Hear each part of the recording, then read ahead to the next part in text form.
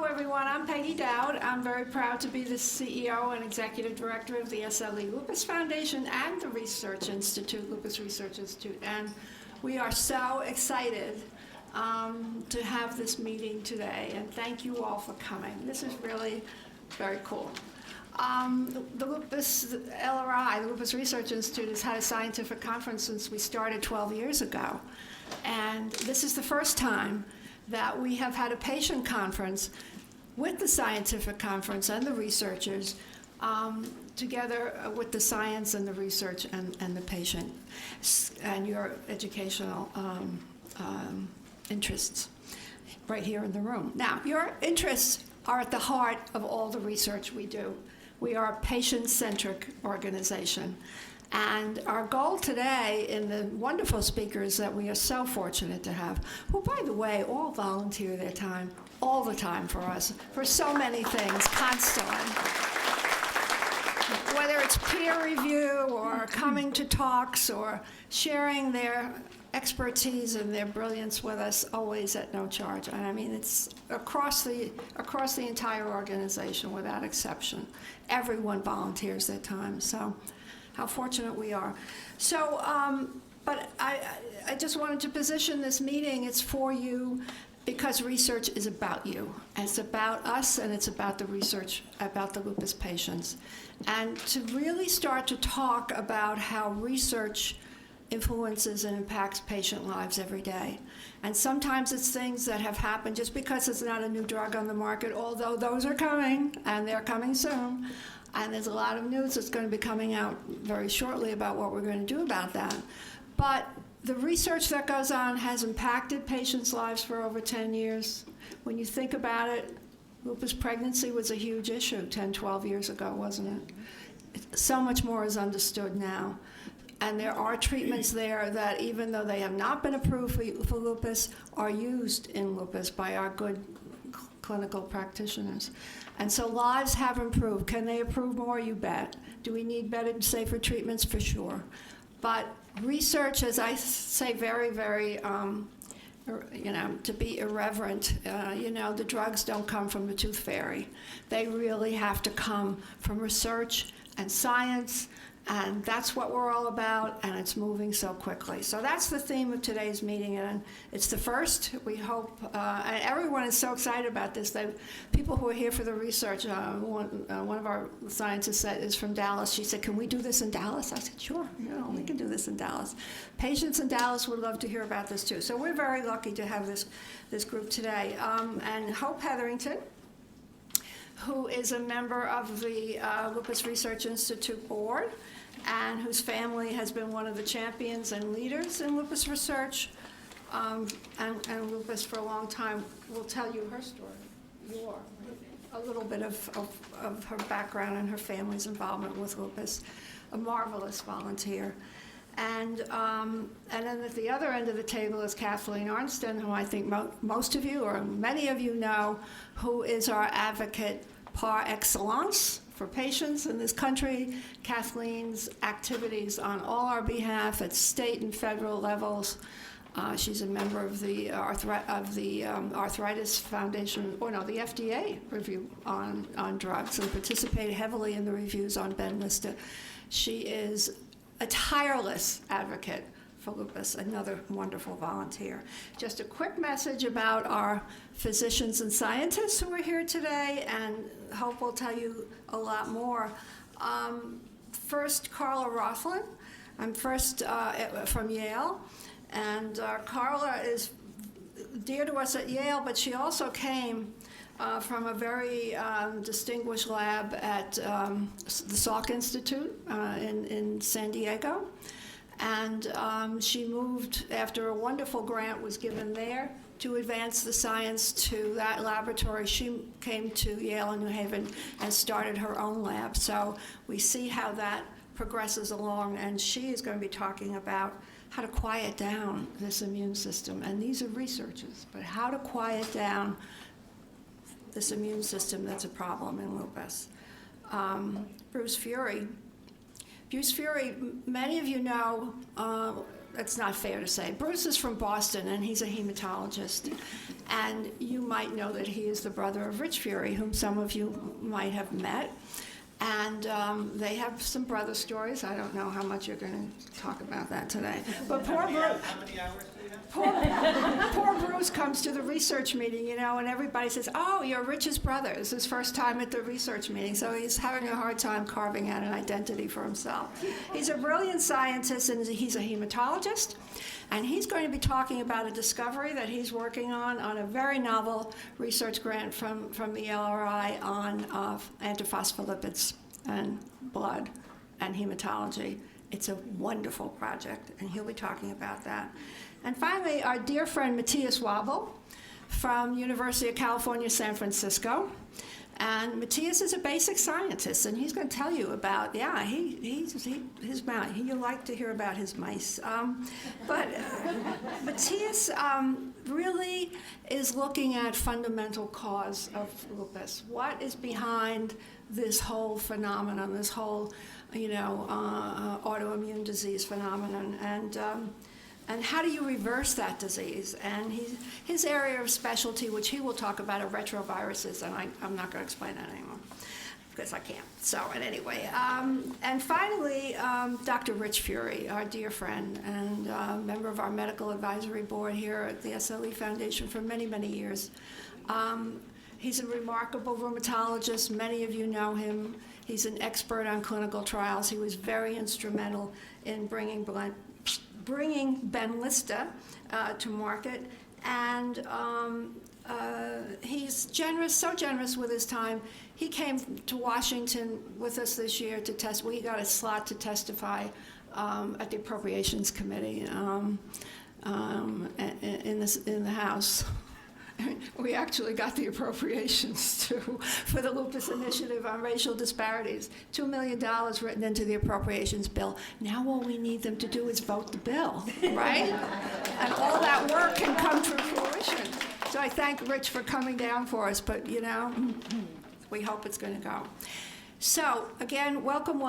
I think you're going to very much enjoy all the great folks who have come to be with us today, and all of you great folks who have come and joined us.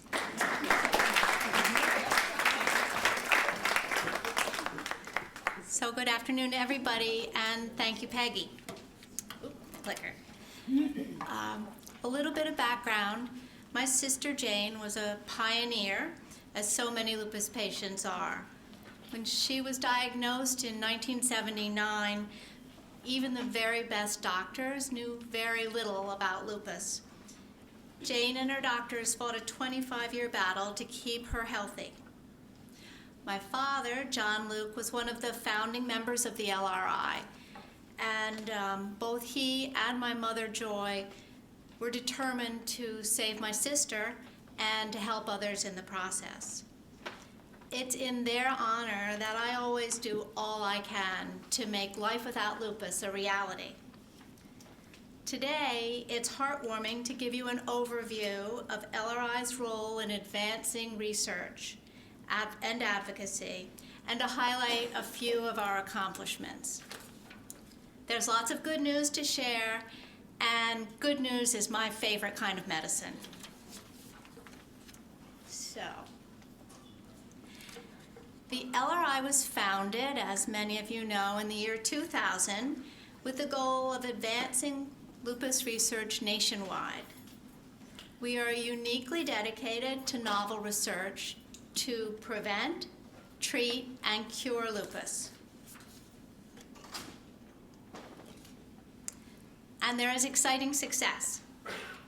LRI has recently announced a new $170 million milestone, delivering unprecedented novel research funding, and unprecedented research results, changing the lives of lupus patients.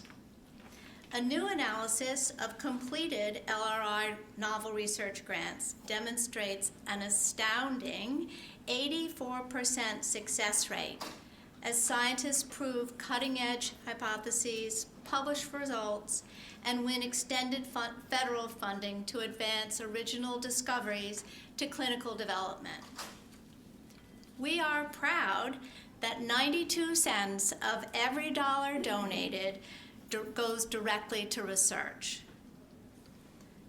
Over the last 12 years, LRI has awarded and funded 140 novel research grants. That investment of $40 million has turned into $170 million, as I said. That happened as LRI researchers received unmatched levels of follow-on funding from the NIH and other sources extending their innovative work. And that just counts the completed research grants and their 3-year grants. So there's more good news coming.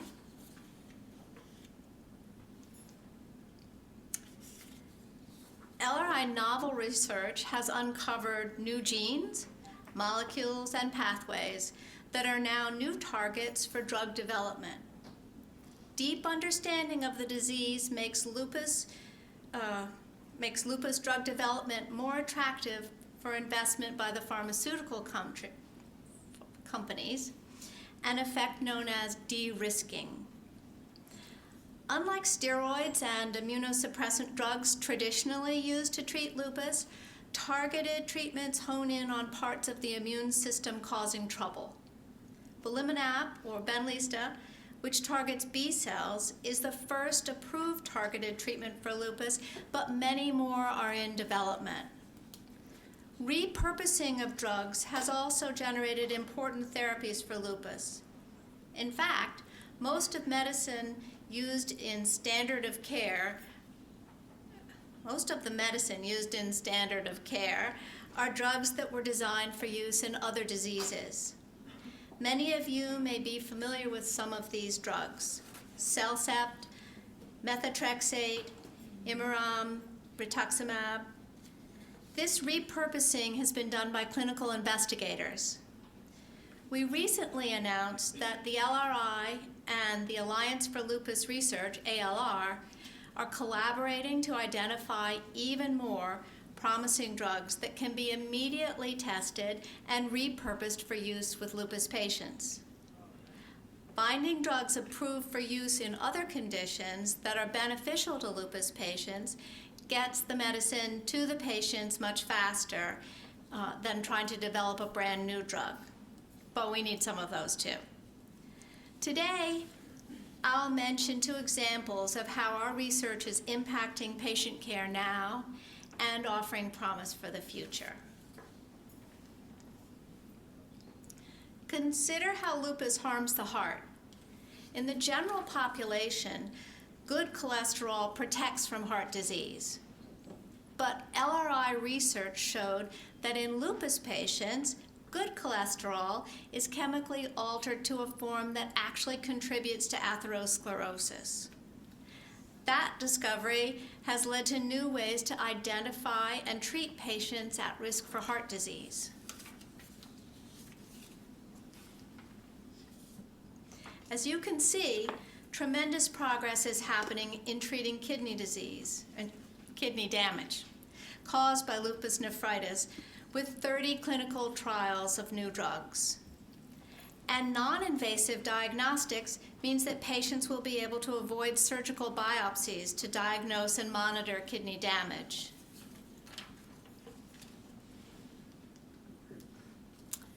Advocacy matters. Right, Kathleen? The LRI National Coalition includes 20 lupus organizations covering the coasts and major urban centers. Together, the coalition advocates for lupus awareness, alleviating racial disparities, lupus medical education, federal support for lupus research, and clinical trial participation. We collaborated with the offices of Minority Health, Women's Health, and the Surgeon General on documenting the need for and initiating a program to educate healthcare professionals in recognizing, diagnosing, and treating lupus. Working together, $4.6 million in federal funding has been secured over a 5-year period, for a program launched last spring called the Lupus Initiative. The program addresses racial disparities and fosters improved diagnosis and treatment.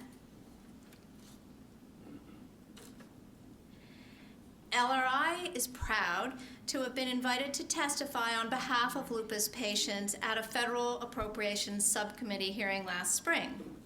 Dr. Richard Fury presented our position explaining the need for funding for lupus research from the NIH. The proposed budget, as Peggy said, includes this funding, so we really hope it's passed soon. LRI co-hosted a briefing for Congress with other lupus organizations to launch the Congressional Lupus Caucus, and membership is increasing. We have engaged our supporters, asking them to contact their representatives, and encourage them to join the caucus to raise lupus awareness at the federal level. We co-hosted a Senate briefing to raise awareness of lupus as a public health issue and to highlight the need for federal funding as research breakthroughs have been made with tremendous promise for the future. With other interested organizations, we called upon Congress to strengthen support for biomedical research at the NIH. While privately funded research is the engine for discovery, we need sustained long-term growth in NIH-funded medical research to turn innovation into new treatments and cures. So, science is opening doors, and much progress is being made. Advocates are reaching out and gaining support. To keep up the good work, we need your help. The bigger and more involved the lupus community is, the more we will accomplish. Here's how you can help. Get informed. Connect with us, and I know lots of you already have. Learn about the latest in cutting-edge research funded by the LRI. Visit our website, lupusresearchinstitute.org, and sign up for newsletters, email updates, and advocacy news. When there's a major national issue, we'll be sure you know about it. Talk. Get the word out. Educate people about lupus and the importance of research. Get involved. Donate to research. Donating to the LRI makes all the difference in the fight against lupus. Remember, 92 cents of every dollar goes directly to research. Talk with your doctor and consider clinical trials. Clinical trial research to test new potential drugs and diagnostic tests is essential for safer and more effective treatments. And become an advocate. Make your voice heard. Let your state and federal representatives know how their policies, or the policies they're making, impact people with lupus. And mostly, stay tuned. There will be life without lupus, I promise. Together, we can make it happen.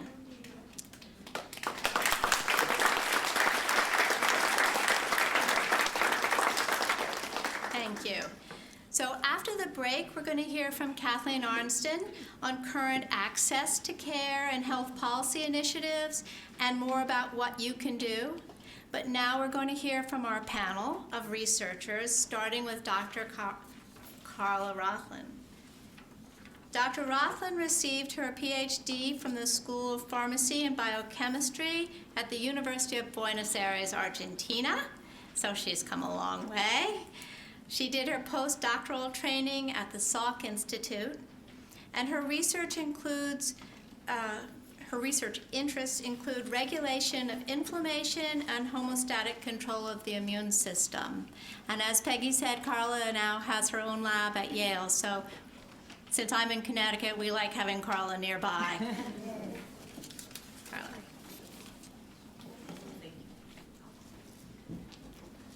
Thank you so much, Hope. I'm truly honored to be here today, and I'm very excited to tell you what we do in the lab. I hope I can convey it in a way that, we can make it as simple as possible, and then we can discuss about it, and I can answer any questions you would have. Now, we are interested in understanding the immune system, how the immune system works, and in particular, how we can regulate it, okay? So one of the ways that I like to think about the immune system is that we can make an analogy and think that when our immune system is turned on, it's like a car. And I like cars. I don't know you. Do I have people that like cars in the audience? Yes? Okay. Oh, claro que sí. Okay, well, I have one in Spanish. Great. Okay, so let's imagine we have an unrestricted budget, not something very common, and we can get a wonderful, wonderful car. Do I have anybody in the audience? It can be in Spanish, it can be in any language. Somebody can choose a car that would like to buy? A Maserati? Lamborghini. A Lamborghini. Yeah, wow, those are great cars. Okay. This is one I like. I like the Aston Martin. So let's think about our immune system. When it's being activated, it's like an Aston Martin or a Maserati or a Lamborghini, and it's going to be turned on. Now, there are some fundamental cells that are going to be the drivers of our immune response, of this car. And those cells are one of the main focus of my lab. These cells are known as antigen-presenting cells. That's why it says APC. But just remember, they are the main drivers. They can turn on this car. They can turn on the immune response. And they can do that because they have the ability to recognize microbes. So if we get infected, these cells can tell our body we've been infected. And the reason is because these cells have some proteins, some receptors. They're indicated in these cartoons. That's it? Oh, yeah, let's see. Let's put this word. Oh, here. These cells have these proteins, these receptors, shown here, that allows them to recognize things that are very different in the microbes. They're very different from our own selves, right? And so when they're exposed to that, through these receptors, they can turn this car on. And one of the main things that these antigen-presenting cells will do is they will activate other cells, known as T cells. Doesn't matter, they're very, very important, but doesn't matter too much for this conversation. But they will activate the T cells with which they very, very closely interact. And they will also lead to the activation of those B cells. And as Hope was saying, some of the new therapies target those B cells. And it is in this way that our immune system will recognize the microbes, the viruses, the bacteria, the parasites, and will mount an immune response. And this is great. Hopefully, it is through this interaction that then we can clear the pathogen. Now, in biology, in the immune response, it's great to be able to react, but usually when there is a response, you want to be able to regulate it. You want to have the adequate amount of the response, and you want it to be controlled temporarily. You don't want to react too much, right? You don't want to react forever. So I would like to ask you, if we go back to our cars of choice, how would these cars be, how good they would be without brakes? And so what we are interested is trying to understand those brakes that actually do exist, that control how intense and how prolonged this immune response will be. And that is one of the focus of my lab. So if we now go back to the main drivers, to those antigen-presenting cells, we know that there are mechanisms. We have drawn them here in red. And we know that those brakes are engaged as a consequence of the immune response. And we know that that is important to keep the immune response in check. Now, you might be wondering, how do we know that? We know that because we can use animal models where we can disable these inhibitory pathways, right? We can make an animal model in which we will take this brake. So if we take the brake of these antigen-presenting cells, what would you imagine it will happen? Any ideas? We have... Louder, sorry. Yes, it goes a little bit cuckoo. Yeah, imagine. So now, these cells will not be able to be turned down, right? Will be hyperactivated. And we have done that. So the pathway, the receptors that we study, they have some names. I'll just tell you so that maybe, you learn more details about this. We call them TAMs, and they're shown here. This is their structure. That's not so important for this talk. But we have made mice in which these receptors are gone. And if you make those mice, if you take this brake, this is what happens. These are the lymph nodes of normal mice. This is where those cells that I introduced you are. If you now take that brake, look at the size of these lymph nodes. They are very much enlarged. And that is because now these cells are more activated and there are more of them. So we have increased lymph nodes. We also have increased spleen. And important for you, and maybe you can relate to this data here, and this is, real data from the research that we do. You are very familiar with the fact that sometimes when things go wrong and you hyperreact or you react against yourself, you have autoantibodies, right? You know that, right? Okay, we can measure that in these animal models in which we have taken this break. So I will ask you that you focus here on this panel E, and I'll show you the data on how it looks. What we do there is we measure the amount of autoantibodies. In this case, it's to a particular molecule, is double-stranded DNA, but these are reacting against self. You don't want to have them. In a normal mouse, the levels are very low. It's where it says WT, that's the control. Okay, it's a wild-type mouse.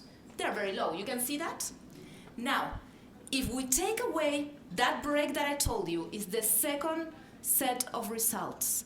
Here where it says TAM, you can see that these mice have significantly higher levels of these autoantibodies.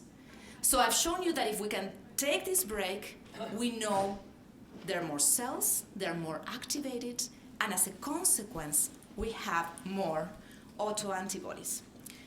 So we knew that, but we really wanted to understand how can we actually push the brake? How can we engage the brake and prevent this from happening, right?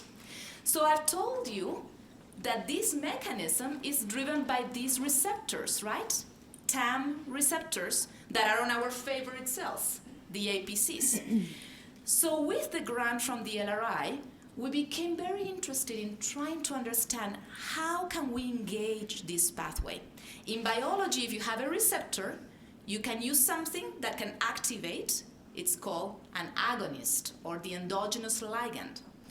And so what we hypothesize, and I think this is very beautiful, I'm excited about this, is that if this cell is going to activate a T cell, I've shown you that at the very beginning, if this cell is going to activate a T cell, you would imagine that a beautiful way to control how much this cell will become activated is as a consequence of T cell activation.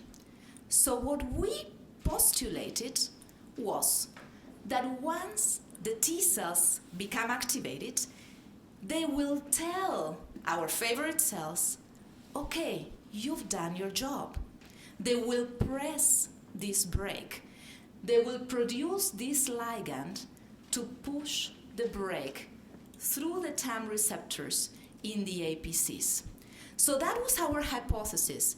We knew the TAMs were the brake, and we hypothesized that now when T cells will become activated, they will tell the APC, okay, you've done your job, you can be turned off. There are two proteins that can push the brake. They are shown here in this cartoon in green, and that's what we've worked on. And just to make a long story short, I will tell you that we indeed discover, with support of the LRI, that when T cells become activated, when they are responding, they make the ligand that will push this brake and that will terminate the activation of the main drivers of the immune response. Now, to make things a little bit more simple, I would like to depict this with a cartoon. What I've shown you is that these antigen-presenting cells, which are also called dendritic cells, what they do is they activate the T cells, and that's great. But they need to know when to stop. And so what we've discovered is that when T cells become activated, they engage this brake to terminate the response of the dendritic cells. You might be wondering, okay, why would this be maybe important in lupus? What we know is that in a fraction of patients with different autoimmune diseases, there is deficiency, there are reduced levels of this molecule that pushes the brake. Now, I want to be very clear here. Lupus is a very, very complex disease, and this is not going to be the only thing. But we are interested in trying to understand whether by making less of this protein that pushes the brake, whether this could contribute to autoimmune diseases. And that's what's going to be our efforts in the years to come. Now, of course, you cannot do this alone. You really have to assemble a great group of people, and that's a fundamental aspect of what we do. And the work that I've shown you was done by various people in my lab, and particularly by a very talented postdoc, Antonio Carrera Silva. We could have not done this without the support of the LRI, and we had wonderful collaborators in other institutions. So I hope I had introduced you to a way in which our immune response is regulated. We know now who are those molecules, and hopefully we can understand better whether we can target those molecules in order to control how much that car is going forward. Thank you.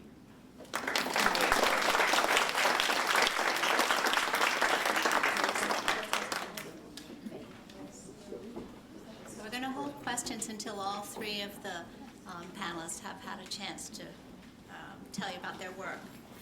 So thank you, Carla. That was fabulous. The next we have Dr. Bruce Fury. Dr. Fury is a professor of medicine at Harvard and chief of the Division of Hemostasis and Thrombosis at Beth Israel Deaconess Medical Center. Dr. Fury graduated from the University of Pennsylvania School of Medicine and completed his residency in internal medicine at the Hospital of the University of Pennsylvania and his fellowship in hematology at SUNY Upstate Medical University. Dr. Fury has made major contributions in the field of blood coagulation, platelet biology, and thrombosis. Dr. Fury.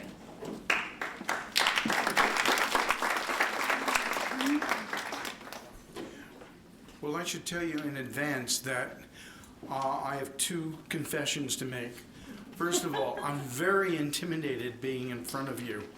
I'm used to giving lectures to scientists and physicians.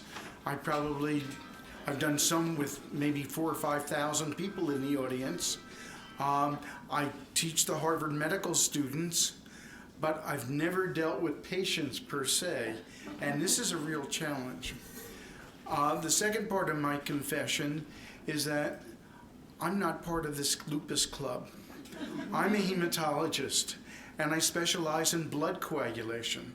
And as many of you probably know, patients with lupus, as well as patients with antiphospholipid syndrome, have problems with clotting. They have too much clotting.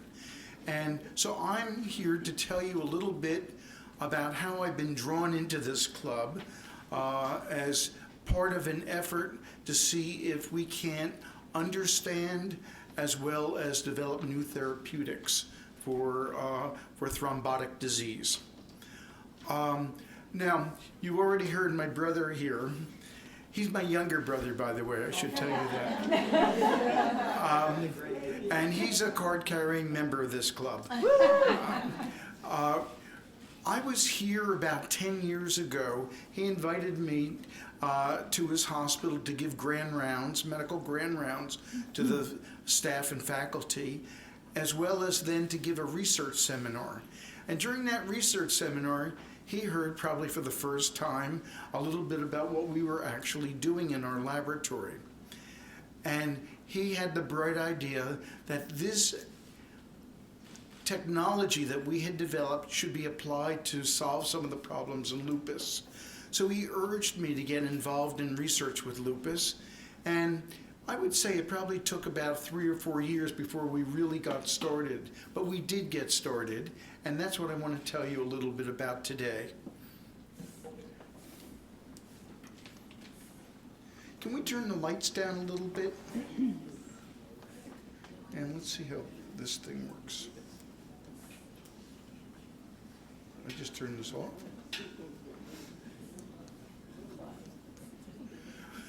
Well, let me tell you a little. I have to give you the medical student lecture to educate you a little bit about clot formation, about thrombosis. First of all, this is, at least from 2007, the leading cause of death in the United States. Number 1 is heart disease. A lot of people don't realize that heart disease is number 1. They think cancer is number 1, but heart disease is number 1 and cancer is only number 2. And stroke is number 3, and so on and so forth.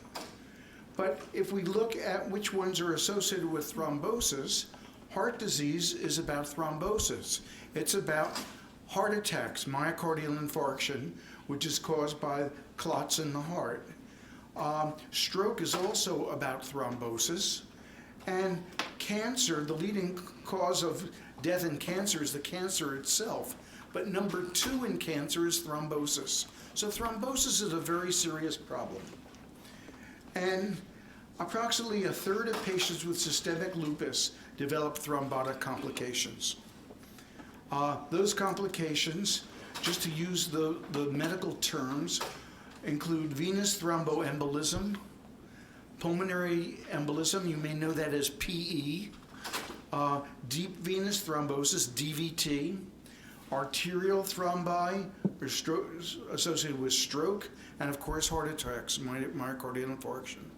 Both veins and arteries are susceptible to thrombosis in lupus and in the antiphospholipid syndrome. There are a number of tests that are used for predicting thrombosis in patients, and this includes the lupus anticoagulant. I bet you've all heard of the lupus anticoagulant. The lupus anticoagulant is a total misnomer. It was defined in 1972 by a very good friend of mine, and it was identified in 2 patients with lupus, but it can be associated outside of lupus, and it's not an anticoagulant at all. It actually causes coagulation. It causes thrombosis. But nonetheless, we still call this protein in the blood the lupus anticoagulant. Anticardiolipin antibody is another biomarker that is used, and anti-beta-2 glycoprotein 1 antibodies is another test that is used routinely to predict who's at risk to thrombosis. I need to teach you a little bit about thrombus formation. So I've taken this slide. I've been using this slide, I think, for about 35 years to teach medical students. It's actually stolen from the Scientific American. And do I have a pointer here? Oh, the yellow one. Okay. Good. Good. Okay. Okay. Blood coagulation is about maintaining a high pressure circulatory system. We all have elevated blood pressures. And that way the pump, the heart, circulates the blood around the body. And when we get a hole in our blood vessels, we need to stop it from bleeding or else we're going to exsanguinate.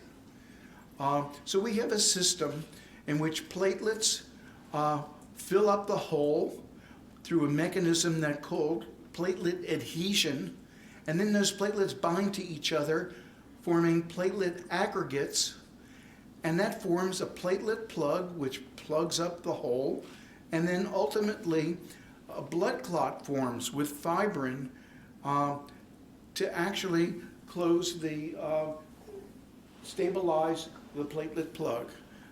The whole idea is to maintain the high pressure circulatory system.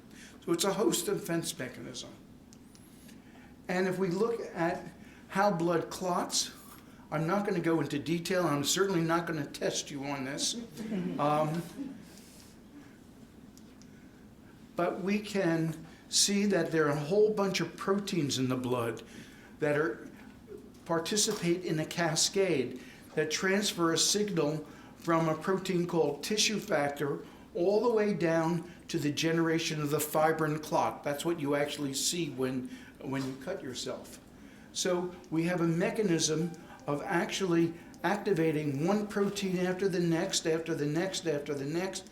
And you might ask if these proteins are important, and I will remind you that when you're missing factor 8, F8 here, you have hemophilia. So indeed, these proteins are absolutely important. If you take Coumadin, you take warfarin, you have low levels of 4 of these proteins that require vitamin K. So blood coagulation is very important for generating fibrin. Now, this is what Richard Fury saw 10 years ago. This is a system that we developed in our own laboratory to study blood coagulation in a living animal, in a mouse. And at this point, I probably have $2 million invested in this system. But it allows us to actually take a living mouse, put it under the microscope, and visualize clot formation as it's actually happening. And that's never been done before the way we've done it. Now, I have to tell you, this very much is a family affair. It's not just Richard. Richard is the one who got us into lupus research. But I've been working with my wife, Barbara, for over 40 years now, and we run our laboratory together. And one of the best parts of having children is to have a child who can help you with your work, ultimately. And we have a son who's a computer engineer in the film industry. And as I was trying to build the system, I was using him to help me do this because this is beyond my technical ability to go digital, to build a digital system for actually imaging clot formation. And my son kept arguing, you can do it, you can do it. He knows nothing about biology, though, but he knows a lot about how to store data, how to capture data, how to do image analysis, and so on. So this has been very much involved a number of us. And so I want to show you how this works.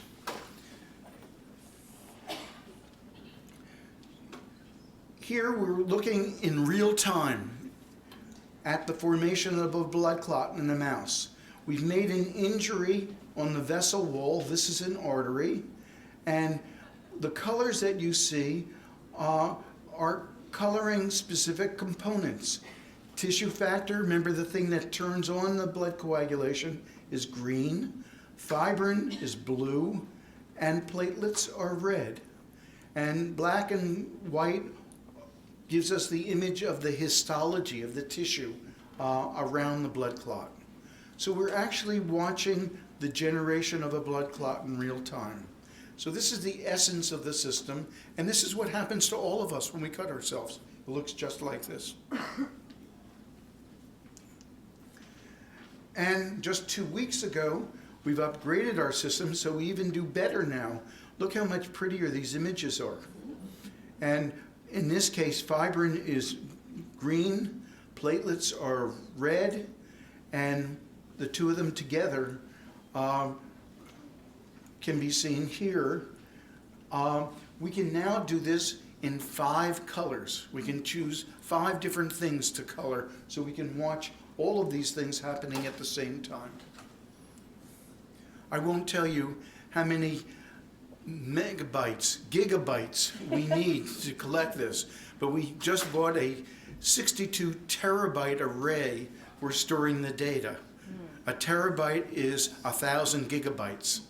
So you can imagine what the problem of storage of this kind of information. So let's come back to the antiphospholipid syndrome and give you a hint of what the problem is. One of the questions that we asked was whether the antibody to beta-2 glycoprotein 1 was actually a biomarker or was it actually pathologic? Did it cause problems?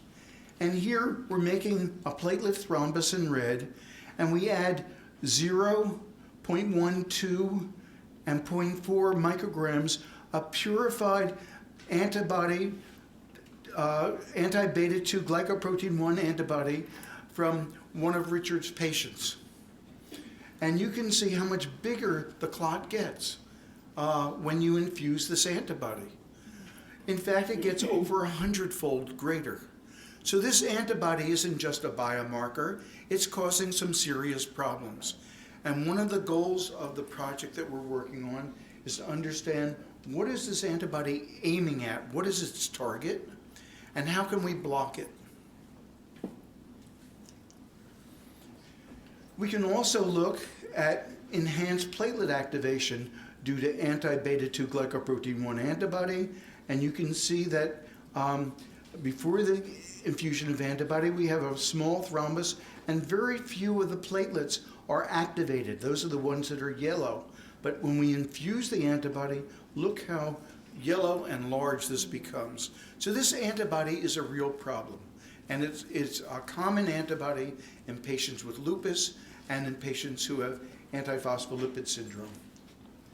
So what are the cell targets of the antibodies in antiphospholipid syndrome? How can we block these antibodies from doing harm? That's the fundamental question that we're asking. So you're beginning to get an idea of how we develop a piece of technology, we invest a lot of money in making it a state-of-the-art instrument that is unique, and then we identify problems that we can try to solve with that kind of instrumentation. Now, another serendipitous, accidental observation. Christian Amundsen was my postdoctoral mentor. He's the one I worked for a number of years ago, back in the Jurassic Age. And curious, he was at the NIH at the time, and he was studying a protein called the disulfide interchange protein, which was nicknamed in the lab as the reshufflase, because it reshuffled what are called disulfide bonds, pieces of proteins that hold things together and give proteins their structure. And he was a very famous protein chemist. In fact, while I was in the laboratory, he won the Nobel Prize.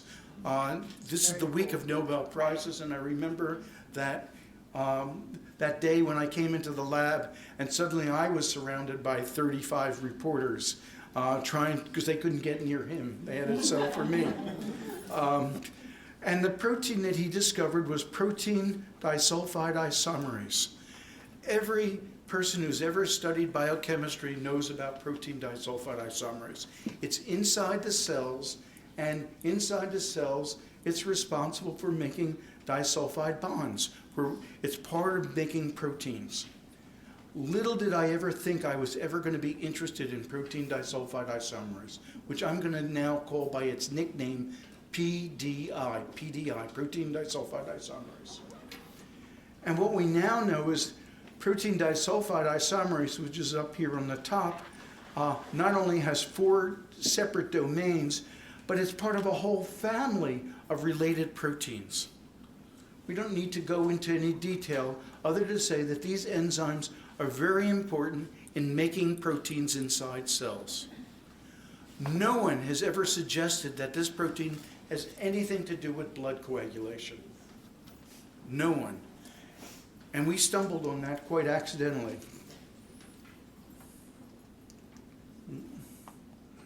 We'll get it to move there.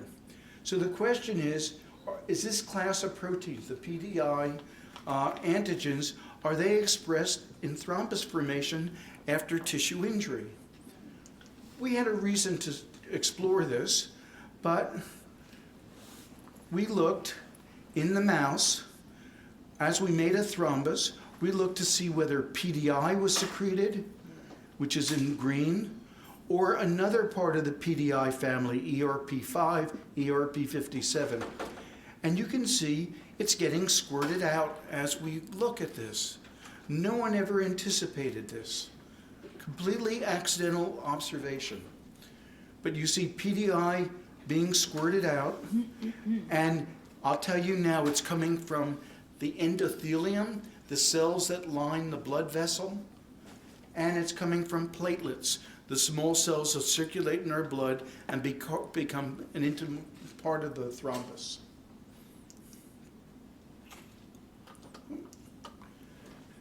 And I want to show you, I've shown you that PDI gets squirted out. I didn't tell you that it has any function. And the way you test that is, whoops, what's happening here? The way we test that is to look at thrombus formation in the absence of PDI and in the presence of PDI. And in the way we've done this right now is to look at platelet and fibrin generation in a wild-type mouse. Carla mentioned that word. In other words, a normal, everyday laboratory mouse. And when we add an antibody that inhibits PDI, we can see that no platelets and no fibrin are generated. This was really shocking. This is remarkable. We had no anticipation of this. So if this inhibited thrombus formation, could we actually develop a drug that would block PDI and therefore prevent thrombus formation? Wouldn't it be nice to get rid of warfarin? I'd love to get rid of dabigatran too, Pradaxa. That's the bane of my existence right now. And rivaroxaban and these other drugs that you see on television all the time. That's another story. So the way we did this is to take PDI and do a high throughput screen. That's a fancy way of saying we assayed thousands and thousands and thousands of compounds in automated systems to identify anything that would inhibit PDI. And indeed, we identified quercetin-3 rutinoside as a compound that inhibits PDI. And just to show you it inhibits PDI, here's our thrombus being made again. Yes, there we go. And in the presence of rutin, it's completely blocked.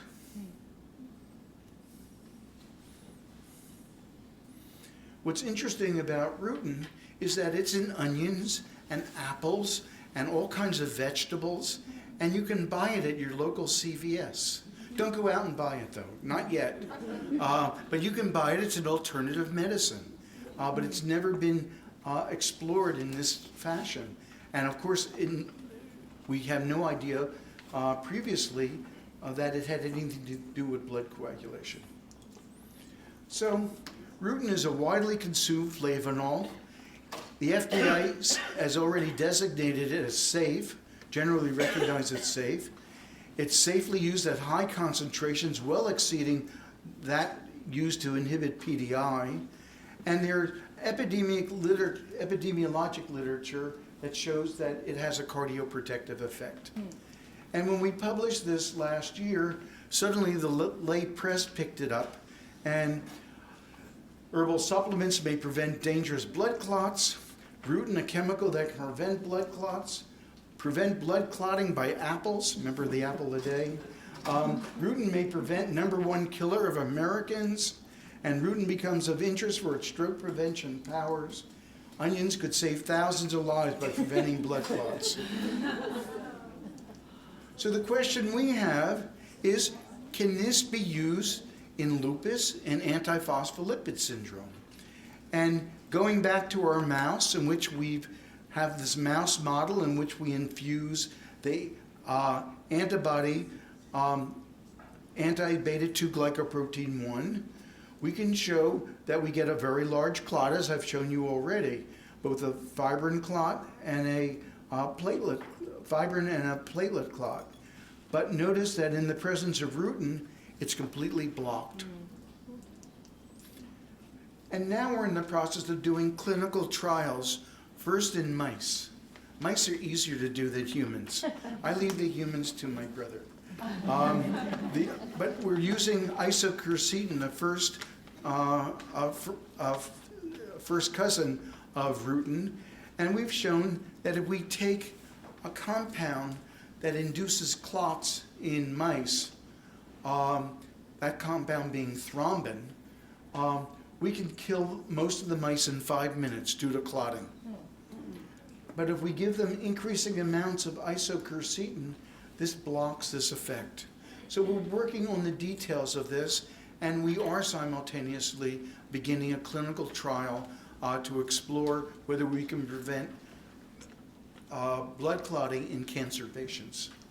So the conclusions are, can we better understand the mechanism by which beta-2 glycoprotein 1 antibodies enhance thrombus formation? And secondly, can we use this information to develop a novel, safe, efficacious therapy to prevent thrombus formation in patients with lupus? So with that, I will stop, and thank you very much.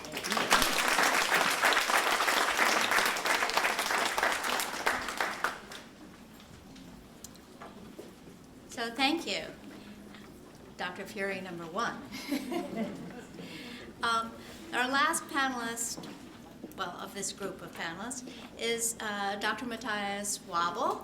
As Peggy said, he's a professor in microbiology and immunology at the University of California in San Francisco. Dr. Wabel received his PhD in biology from Max Planck Institute in Berlin, Germany. So we have another international member of our community. He launched the Wabel Lab to study basic science of antibody production and autoimmune disease. In 2007, the focus of the lab was narrowed to lupus, with the ultimate mission of revealing the causes and cure for this challenging disease. Dr. Wabel.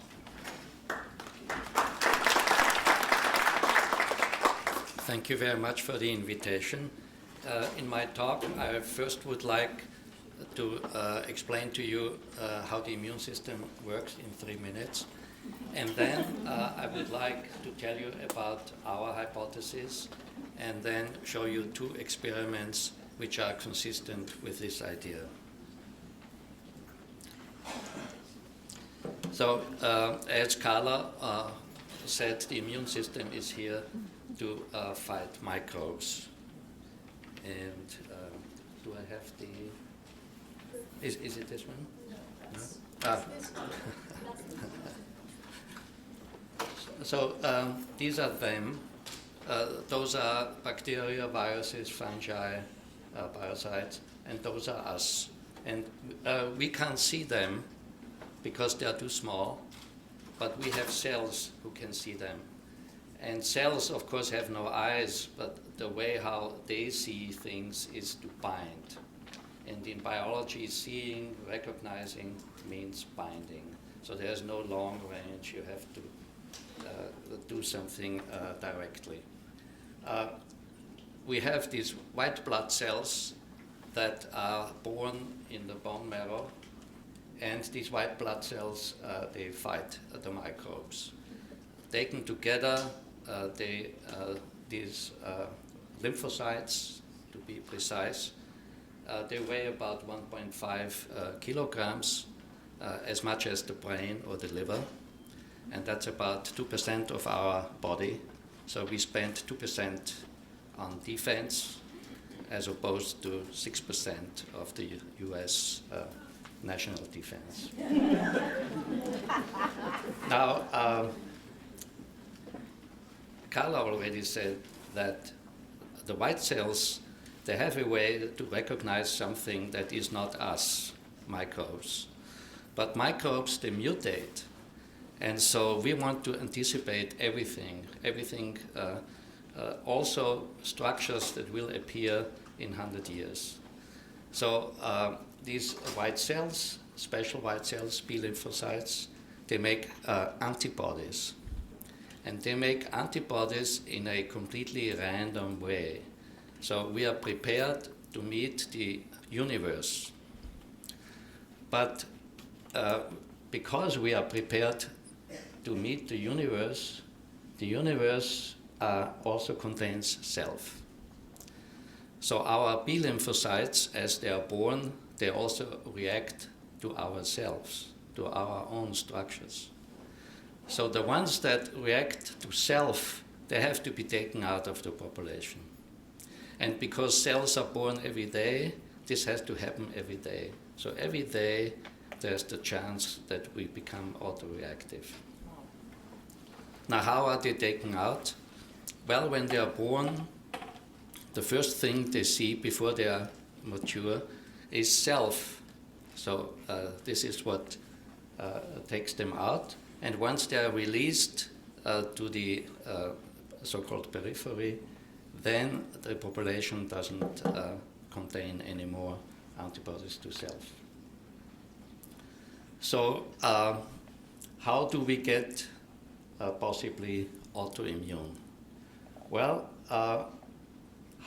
what happens if a virus is actually not from the outside, but the virus is contained in ourselves?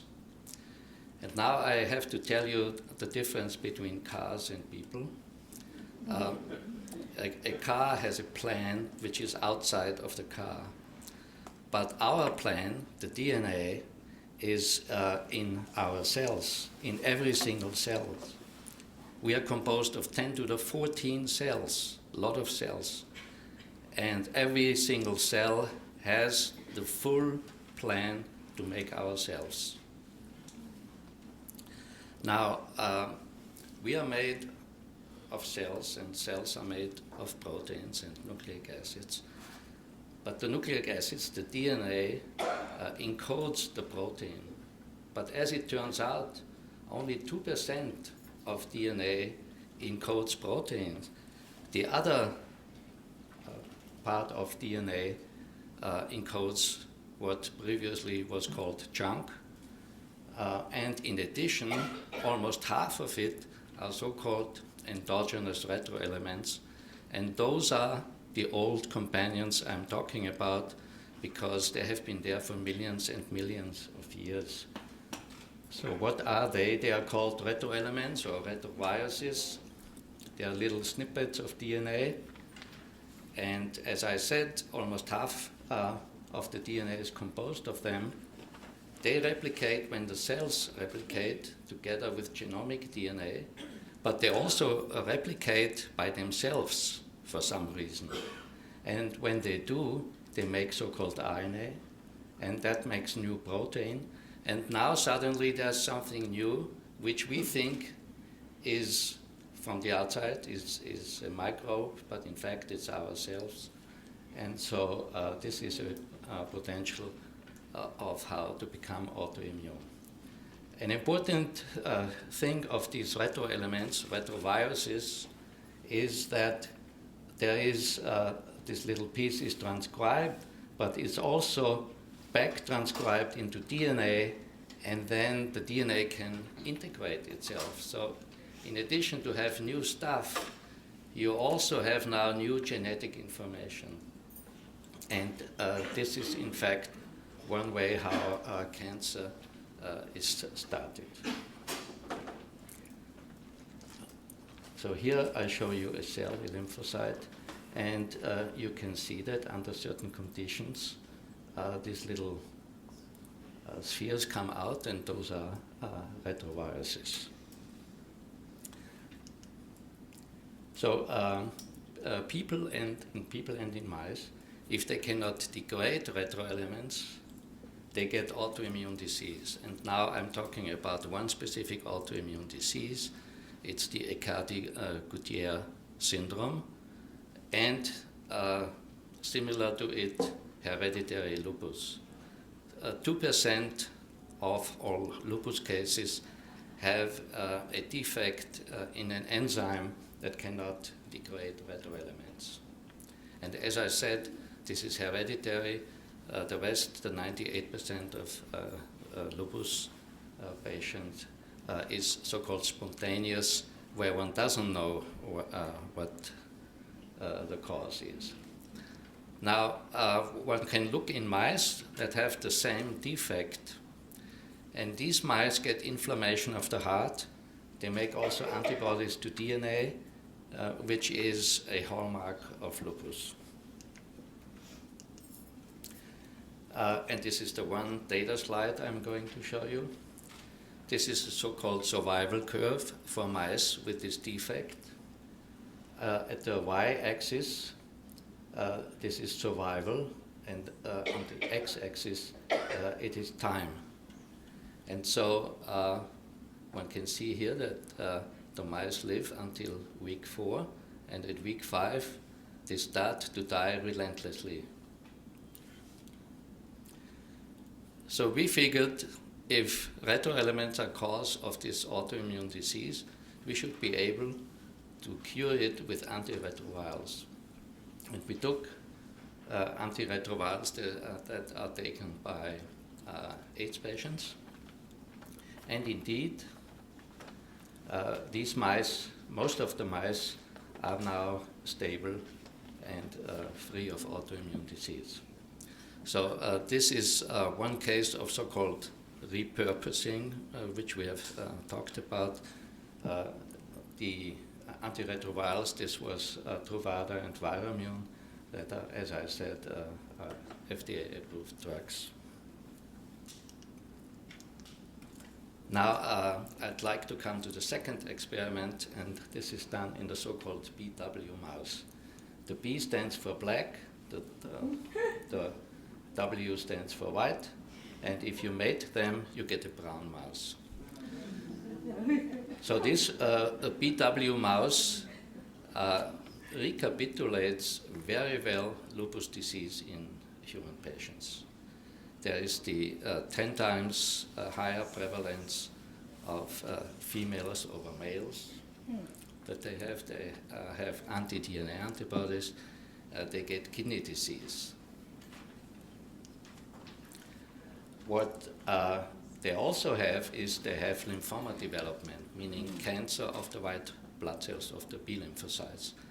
Now in human patients, thankfully, the risk to get lymphoma is increased, but not nearly as much as in mice. In mice, these BW mice all get lymphoma if they don't die by glomerulonephritis, inflammation of the kidney. So in there, we wanted to find out what causes the lymphoma or the leukemia, the cancer of the white blood cell. And perhaps there is a common cause for the formation of leukemia and autoimmune disease, as we hypothesize. And we have a way to find new insertion sites into the DNA. As I told you, retroviruses, they can be transcribed, and then they go in somewhere else into the DNA. And we have a way to visualize that and This is visualized by a band here. You see here the mother doesn't have it, the father doesn't have it, the tail of the BW mouse doesn't have it, but there is a new virus integration into DNA. And in a scientific experiment, one does so-called controls, meaning we want to show that here it's not that we forgot something to load. This shows that we have put the same amount of DNA into every lane here. So this shows that it is consistent that in BW mouse, in the BW mice, cancer is caused by these retroelements, and our hypothesis is, as for the TREX1 mice, that autoimmune disease is also caused by it. And finally, thank you, Lupus Research Institute and donors.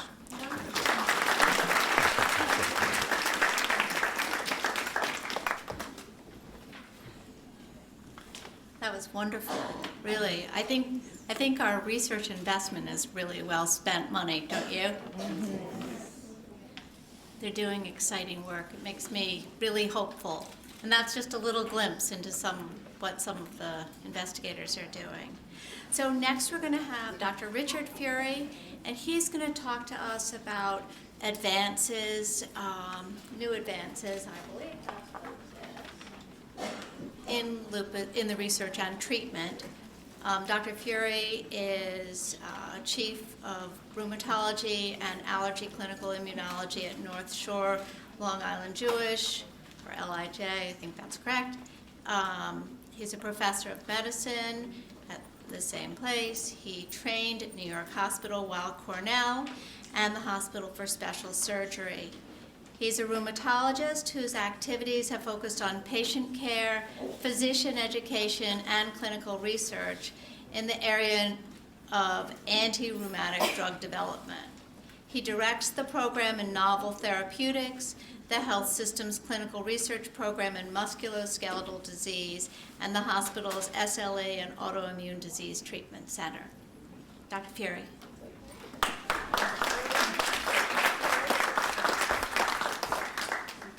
Thank you. So I get the final word. That was not the case when we were growing up.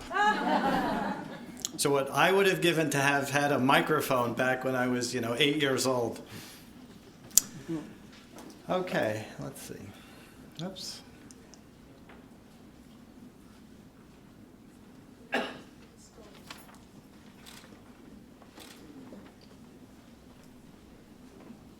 Well, I could tell stories about growing up. So my goal in this talk is actually to bridge what you've heard from the panelists. My passion is taking care of patients with lupus, and my other passion is doing clinical research in lupus. How are we doing with slides? Oh, there we go. Okay. So I need to tell this audience that lupus is probably the most heterogeneous disease. And several years ago, the Lupus Foundation here was generating a brochure, and they asked advice from me. So I think the way the brochure was initially written, it was like fingerprints, no two lupus patients are alike. And it certainly got the point across, except it sounded a little too criminal. So I said, why don't you change it to snowflakes? So hence the snowflakes. And what I have in this collage are just some of the different manifestations that we see in lupus, from different types of rashes to arthritis to kidney disease, a very challenging disease. So the principles of therapy, very simple. Do good and do no harm. So what I mean by do good is control disease activity. Take someone with active disease and reduce the disease activity. At the same time, prevent flares, because often flares lead to damage. And the name of the game in treatment of lupus is to prevent damage, either from the disease or from the drugs we use to control disease activity. So do no harm, prevent damage from treatment. And the main principle there is make sure the drugs you're using are targeting activity. Don't use toxic drugs for damage that's already occurred, because damage is irreversible. So how do we achieve this? This is how we treat lupus now. It's not a long list of drugs, right? So in yellow are the FDA approved drugs, but in white are non-FDA approved drugs. So we've been using non-FDA approved drugs in lupus for decades. So number 6, immunosuppressives. What that encompasses, that's Imuran, Cellcept, methotrexate. So we sorely need new therapies. We've enhanced the lives of patients with lupus, no question about that. So in this graph, you have on the y-axis, the vertical axis, survival. And on the x-axis, years after diagnosis. So go back to the 1930s and 1940s. A lupus patient did not have a very good outlook. But what came along in the 1940s? Compound E, steroids, cortisone.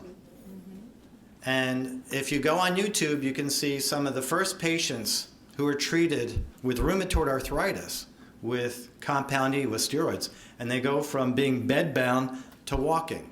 And then a few years later, patients with lupus were treated with steroids. So you can see from this curve that there was improvement in survival, going from this white line to the yellow line.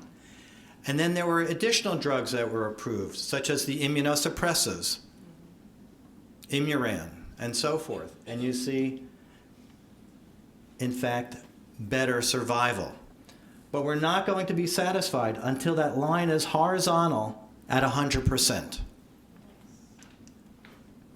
So there are clearly unmet needs in lupus. Patients with lupus nephritis. Now, it obviously depends what metric one uses to measure response, but a really good response occurs only in a minority of patients. Maybe about 30 to 40% of patients with lupus kidney disease will have a very good response with our current regimens. We need better therapies for severe extrarenal disease, to control arthritis, to control rash, and you can go down that whole collage that I showed you. We need to prevent damage. Damage through prevention of flares. We need to get rid of steroids, right? And it wouldn't be such a bad thing to get rid of the immunosuppressants. And on the wish list is remission induction. And what does that mean? Make the disease go away and stay away. But it's not so easy. So let me just describe the drug development process. The first is a laboratory discovery, and you've heard from our panelists the projects they're working on. The next step beyond that, if one develops a drug, is to do preclinical animal studies to demonstrate that the drug actually is effective, and you heard that we do have animal models for lupus. The other types of studies in animals is to show that the drug is safe. And once that's all been done, then we go into humans. There are different phases of human studies, and I've listed them there. So a phase 1 study would be the first step in humans. And a phase 1 study is generally very small, anywhere from 20 maybe to 70 patients. And the principal goal is to demonstrate safety, but also to get a handle on the metabolism of the drug, what we call PK or pharmacokinetics. And we also want to learn about the biology of the drug, what we call PD or pharmacodynamics. But a phase 1 study is generally small. If all goes well with phase 1, then we move to phase 2. And in phase 2, the questions that are being asked revolve around, is the drug effective? So we're starting to get hints at whether there's efficacy to the drug, but also concentrating on safety. Safety is paramount here. If phase 2 goes well, and phase 2 studies are certainly larger. They can be anywhere from 200 to 400 patients involved. If phase 2 goes well, then the drug is advanced to phase 3. And phase 3, the concentration is on the efficacy, but again, still gathering data about safety. And the FDA currently requires 2 phase 3 studies, 2 pivotal studies for the drug to be approved. And if the drug is approved, then there might be what are called phase 4 studies, which are post-marketing studies to gather yet more information about that drug. Now, I'm not going to quiz you on this slide, but these are some of the principal components of the immune system that are important in lupus. So every one of these has been or will be a target in lupus drug development. So from the laboratory to people. And you heard mention, what happened to my pointer? Well, in this little yellow box, BLISS or BAF. BLISS stands for B lymphocyte stimulator. So studied in the basic science laboratory, but then it became the target of drug development with a drug called belimumab, or you may know it as Benlysta, the brand name. And that took about 10 years from phase 1 to FDA approval. Developing drugs in lupus is very challenging. Why? I mentioned that lupus is the most heterogeneous disease. So how do you study it? Do you focus on kidney disease, or do you focus on arthritis or rash, or do you try to do it all together? But the heterogeneity of lupus makes designing a study very difficult. We don't have many background medicines that we use. We'll use steroids, we'll use immunosuppressants, but I can tell you, steroids, for example, can wreak havoc in trial design. Because how do you know the patient's getting better from your experimental drug, or is it the medicines that they're on? So this is always a very contentious area when we design trials. And we're still wrestling with trial endpoints. You can't just go to the FDA with a truckload of data and say, well, we think the patient got better. You have to have very objective endpoints. And it may sound simple to distinguish a responder to your drug from a non-responder. It's not that easy. But certainly with the belimumab or Benlysta studies, we arrived at a trial endpoint that worked. So that was a big success. But what's amazing, I'm listing the challenges, but right now, there's somewhere around 28 to 30 companies interested in developing drugs in lupus. So that's great. One of the problems we're facing also is in recruitment of patients, and not just a problem in the United States, but worldwide. There are not enough patients to go around. So I've done some math here. It may not be terribly accurate, but I think it gets the point across. So in the New York area, there are probably about 8 to 10 people like myself who are very interested in clinical research in lupus.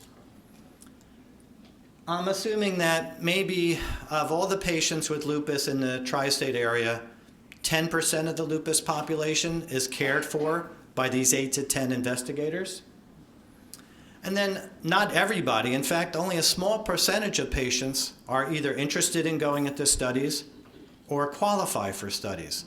So if you start multiplying that all across, and you figure maybe at least 300,000 patients in the United States who have lupus, you come up with about 1,500 patients. Well, that's not enough to satisfy what we need for these studies.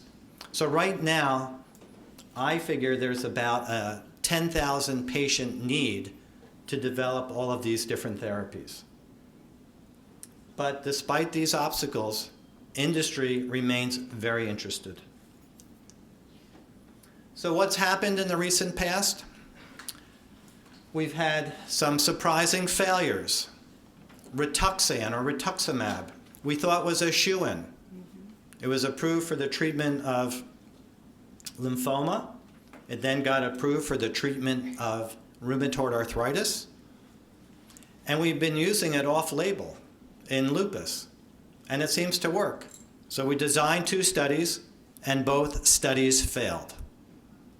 We're still using rituximab because we're a believer. And in fact, there's some more studies and more drugs like that in development.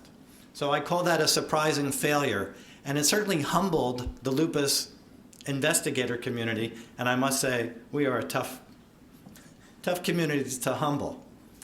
Number 2, successful failures. MMF stands for mycophenolate mofetil, or CellCept. The FDA has a policy about trial design, and if you are using a non-approved comparator, one has to show superiority of your drug, even though you might settle for less. You may settle for equivalence. So this was a study in lupus kidney disease and lupus nephritis, comparing mycophenolate, or CellCept, to Cytoxan, cyclophosphamide. We'd love to get rid of Cytoxan. No one likes being on Cytoxan. We think mycophenolate is safer and equally effective. Well, the FDA did not allow that. We had to show superiority. And we did not show superiority. We showed equivalence. So I call it a successful failure. It did fail. It didn't get FDA approval, but it confirmed what we thought about mycophenolate, that it was a good drug for lupus nephritis. And then finally, we had a success with belimumab. So start to finish was about 10 years. The drug got FDA approval in the United States in March of 2011. It was history-making because it was the first time that a drug for lupus was approved via this traditional route of a randomized controlled trial. And it has lured a lot of companies into this arena. Since they cracked this tough nut, maybe other companies can crack the nut as well. So how can the lupus community help? Well, you've heard this before. Support research, advocate, donate, do both. Participate in research. Well, that's not so easy. So there are different types of research. And not everybody's comfortable receiving an experimental drug. But you may be able to participate in an observational study. We do those all the time. So we may draw blood from you. In fact, the studies you heard from my brother, I drew blood from a couple of my patients. I flew up to Boston, and I played in the lab for a couple of days. So mere donation of blood.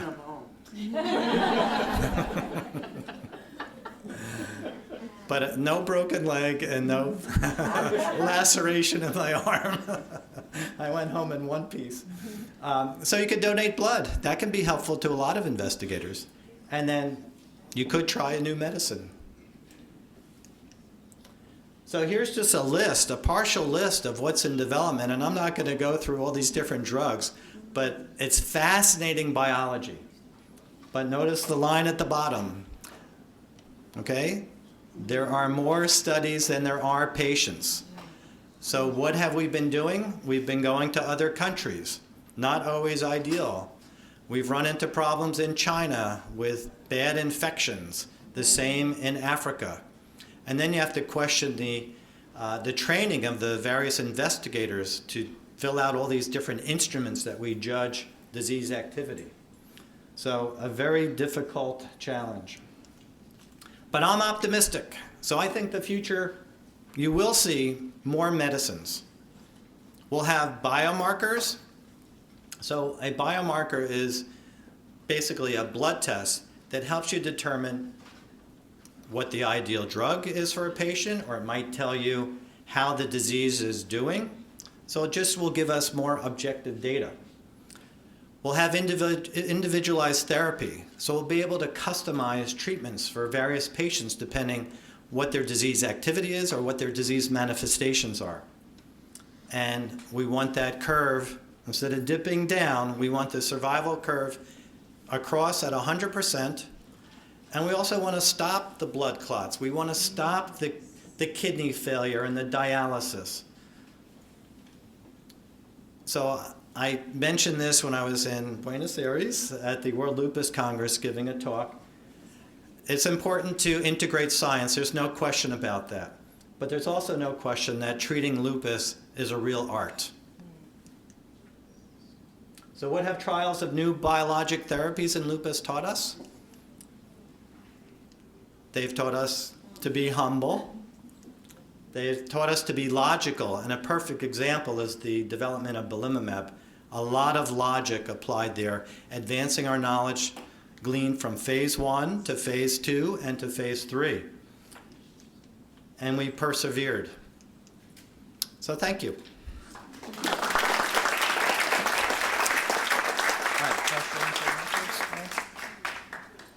I can do that.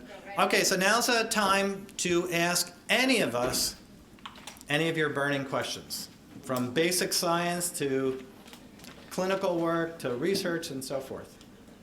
Who wants to start?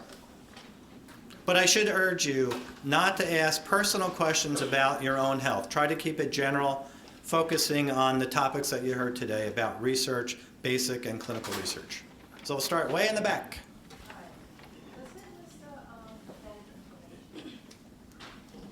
Wait till we get a microphone.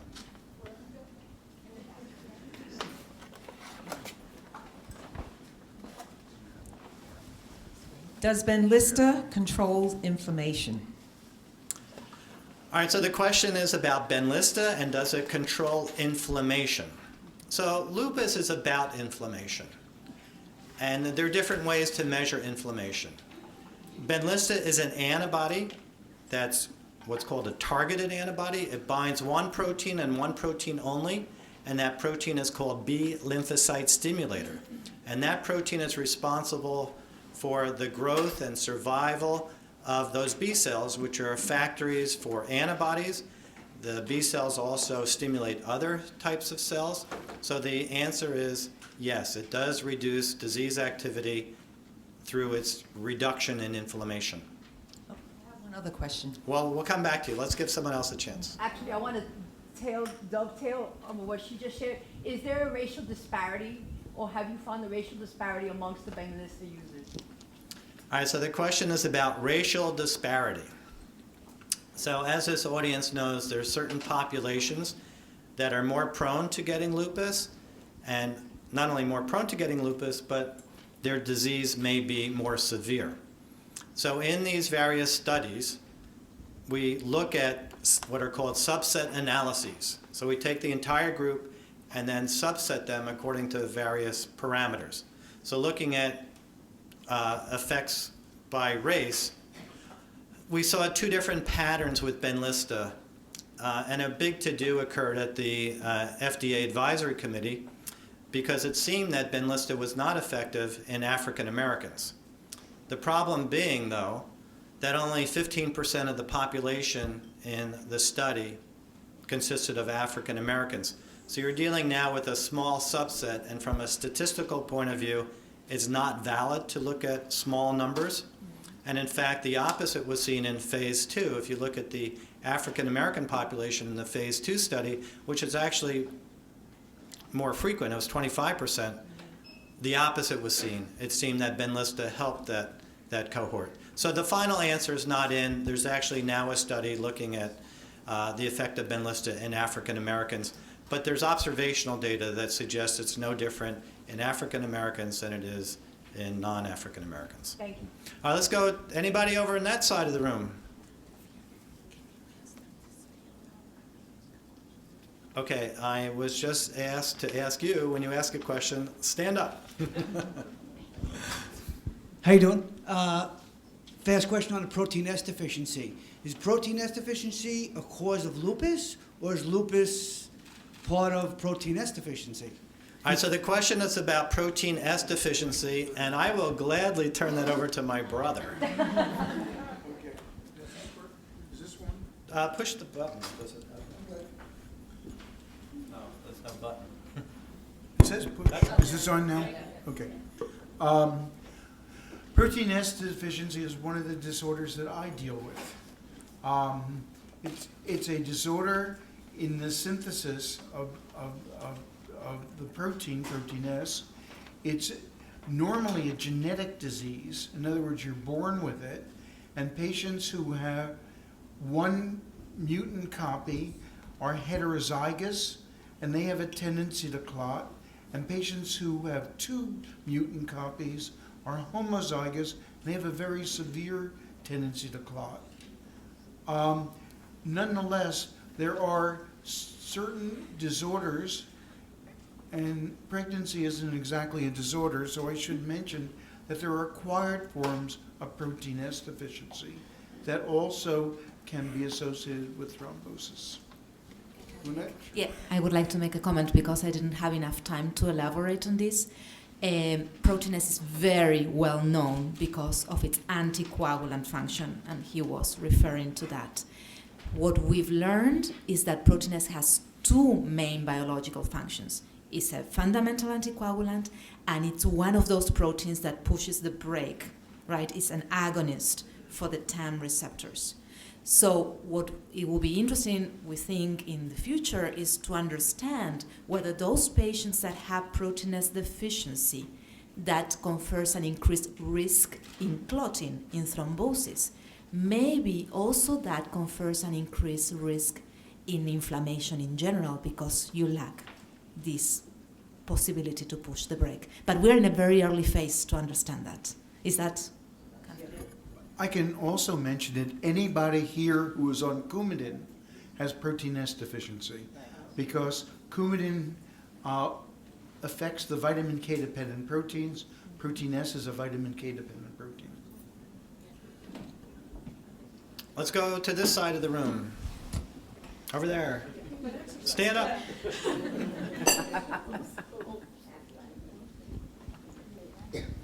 Hi, how are you? What test is used to determine hereditary lupus? What test is used to determine hereditary lupus? No test. But I thought it was made mention that 2% of the lupus population has lupus due to hereditary lupus. Do you want to? Okay.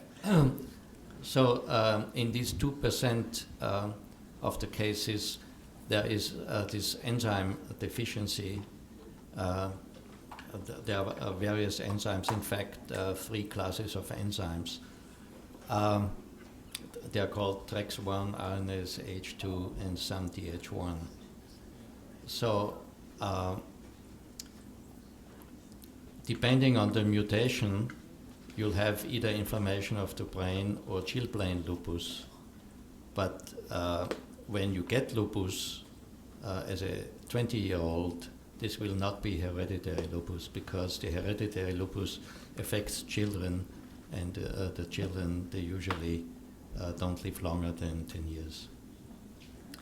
There is no question that there's a genetic component to lupus as well as many other rheumatic diseases, but we're not to the point where we do specific genetic testing. The genetics confers an increased risk, though a small risk. Well, so Right. if you are twin, if you have a twin brother or sister, and the sibling has lupus, you have a 25% chance to also get lupus. So that's how much of a genetic predisposition there is. Do you not want to run back and forth? Should we stay over here? All right, we'll stay over here. How about in the back? I can do that.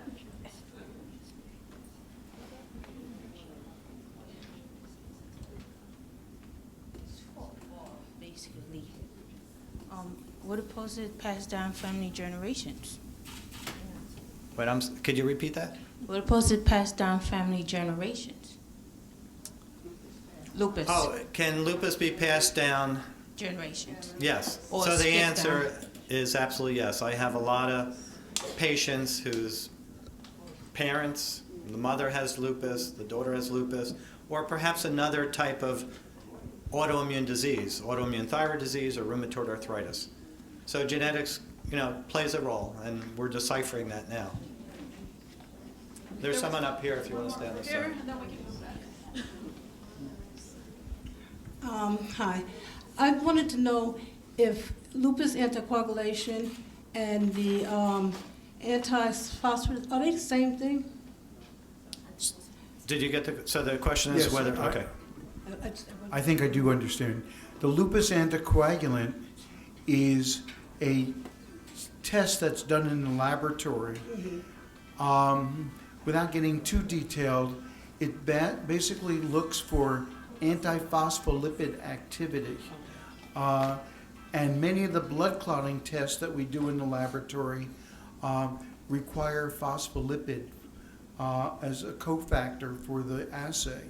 So you take patient blood and you see if it inhibits that phospholipid that's required for some of the standard blood clotting tests, like the prothrombin time or the PTT, the partial thromboplastin time. And if it prolongs them, that indicates that there's something that's inhibiting it. And that's the lupus anticoagulant.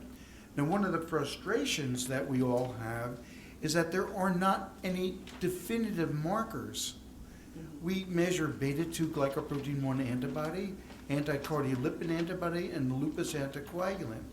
And you would think they'd all cluster together and you'd get the same answer with all. It rarely seems to happen, unfortunately. So that plus the clinical syndrome allows us to basically try to come to a diagnosis, but there's no definitive test per se. Okay. Now, with that saying, all these drugs that they're saying that you don't have to do the INR and you don't have to see the doctor as much, well, can you use that, or is that only? Yes. Okay. Can you use those drugs that they're advertising that you don't have to have the constant INRs done? Can you use those also for the anti-lupus coagulation, or are they just for somebody who's already had a blood clot? Okay, a couple of comments. Let me just repeat.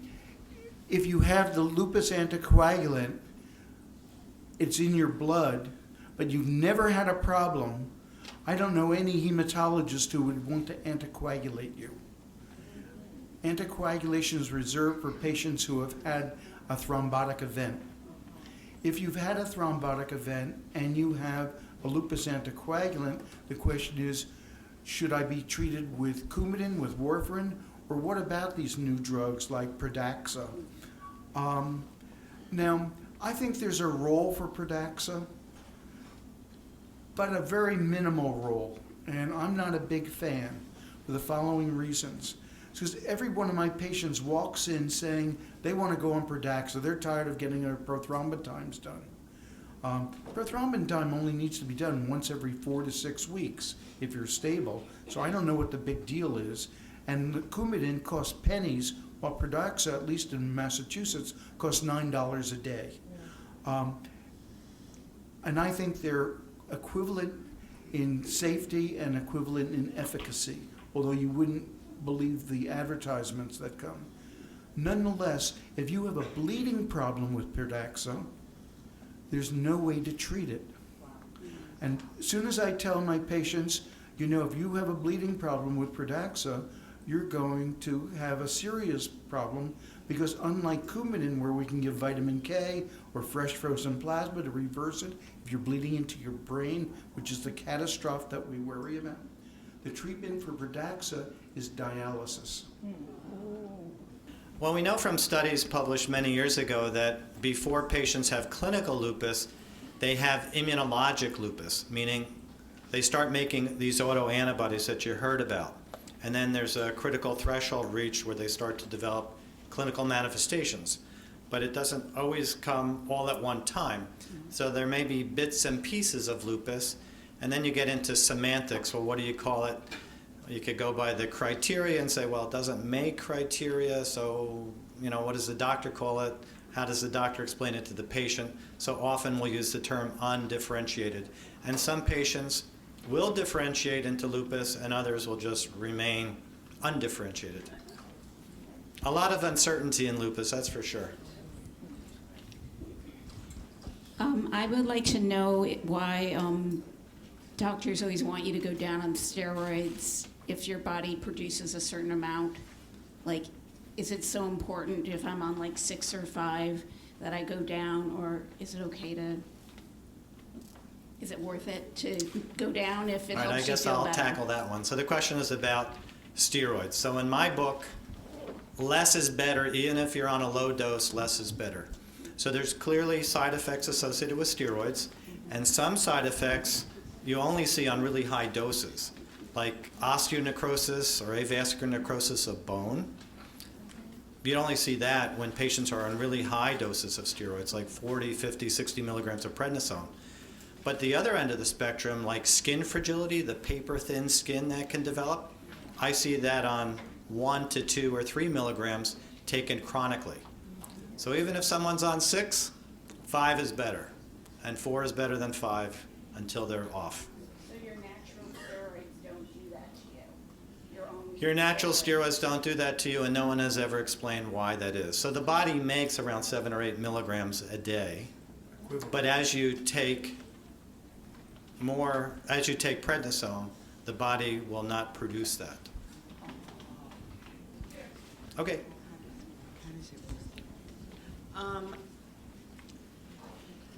Lupus and rheumatoid arthritis. You have some people that have rheumatoid arthritis and they don't have lupus. But when you have lupus, it makes rheumatoid arthritis worse? All right, so the question is about rheumatoid arthritis versus lupus. Well, they really are distinct diseases, but on occasion we'll have patients with overlap. In fact, we call that rupus, R-H-U-P-U-S. And those are patients with erosive arthritis. So they'll actually have erosions in the bone, which we don't typically see in regular lupus. So they look like rheumatoid arthritis clinically, but their laboratory tests look like lupus. But traditionally, 2 separate diseases. All right, it looks like we can keep going for hours. So another over there.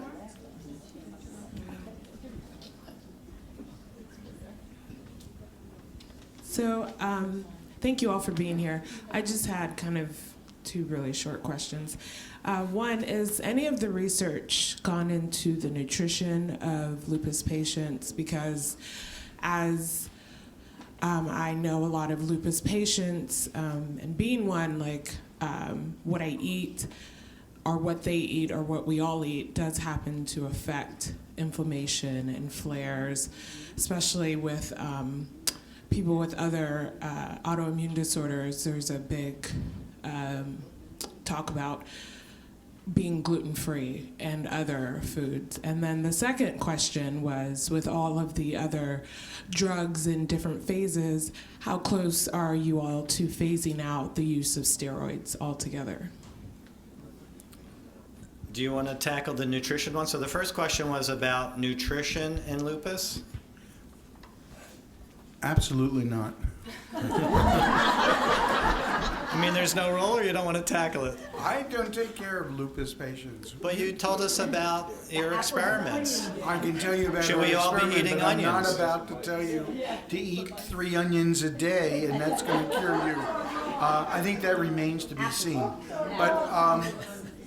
But at least with patients with antiphospholipid syndrome, and I take care of those going through pregnancy and with patients who have had recurrent thrombotic disease, I certainly don't comment on the nutritional aspect and make any recommendations for them.